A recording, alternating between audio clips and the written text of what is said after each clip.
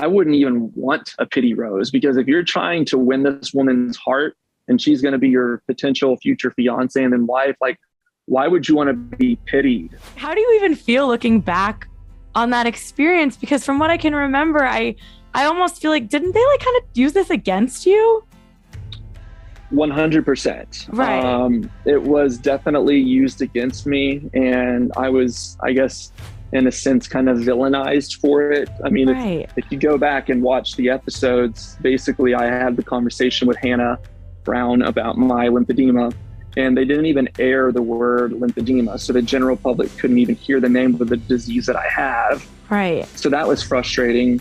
But then beyond that, when she was done having her conversation with me, she had another conversation with Mike Johnson, and he basically told her that I was making up this medical sob story so I could get a pity rose. Right. Which still is just complete BS, because first off, I wouldn't even want a pity rose, because if you're trying to win this woman's heart and she's going to be your potential future fiance and then wife, like, why would you want to be pitied, right? Like, so that was really the first time in my life that someone and a group of people had like really made me feel guilty and bad for having a disease.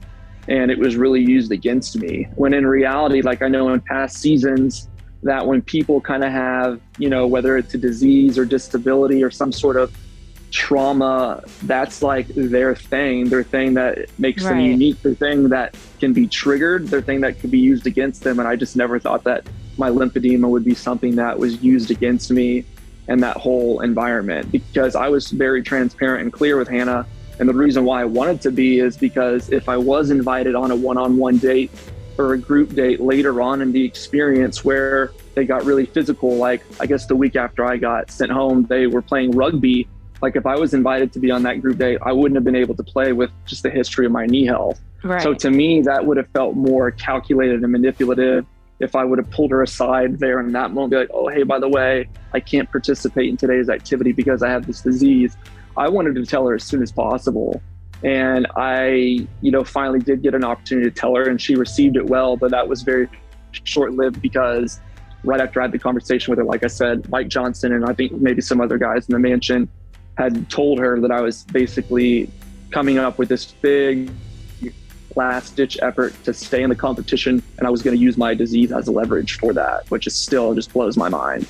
Yeah, it is weird because you mentioned, that a trope of the show is someone, not that it's that's a bad word too, because people are just opening up about their lives, but it's kind of like a staple part of the show. And you might open up earlier in life because you're in an accelerated format of talking to someone. So it doesn't really make sense, especially like looking back, what a missed opportunity for the show.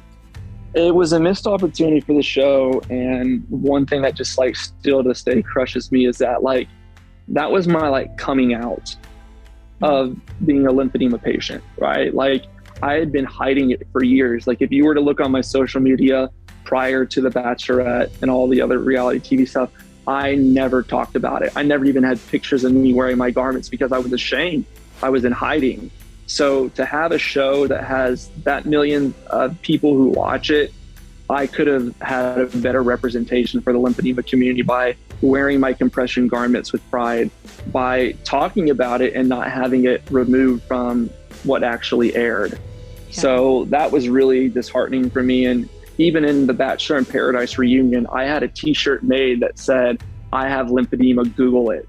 I told the producers, I said, look, that's what I'm going to wear. You guys aren't going to edit me out anymore. Like, this is it. Like, I've given way too much of myself. I've been way too kind and accommodating. This is my moment to bring representation to the 10 million Americans who don't know how to fight for themselves, who don't even know the name of the disease that they have. And when I did that, and they literally blurred out the lettering on the t-shirt like I was wearing some curse word, to me, that was kind of the straw that broke the camel's back. Wow. And I haven't been a part of anything, I guess, Bachelor Nation ever since. Because then also, COVID hit, and then I got my knee replaced. So I was dealing with some health stuff of my own. But that's kind of how my journey of lymphedema, then spilled over into the Bachelor Nation franchise. But then as a result of other lymphedema patients knowing that I had it, that's when I got a chance to meet up with Kathy Bates and accept her invitation to become an ambassador, with Learn, and then eventually 2 years later now become a full-time employee with that nonprofit. Did anyone ever reach out to you and like apologize or acknowledge or sense your surgery last week? No? Wow. No, not at all. And like, that was probably the other most disheartening part about the conversation I had with Hannah, and what was actually aired with what I was speaking about to Hannah, as I talked about how in 2017, when I had a really bad bout of infection that I almost had my leg amputated, like that was almost a reality back in 2017. And I basically conveyed to her, I said, look, like, I know a lot of these guys here in the house are younger than me. They may be stronger than me. They may be more handsome than me. But I told her, I said, look, I have a different kind of strength. It's a strength that has persevered from all these surgeries, from fighting this disease daily. And that's the kind of husband, that's the kind of man I'll be, as someone who will fight for you daily. And to have something as serious as a near amputation literally edited and portrayed in like a slapstick comedy kind of way, I mean, that crushed me.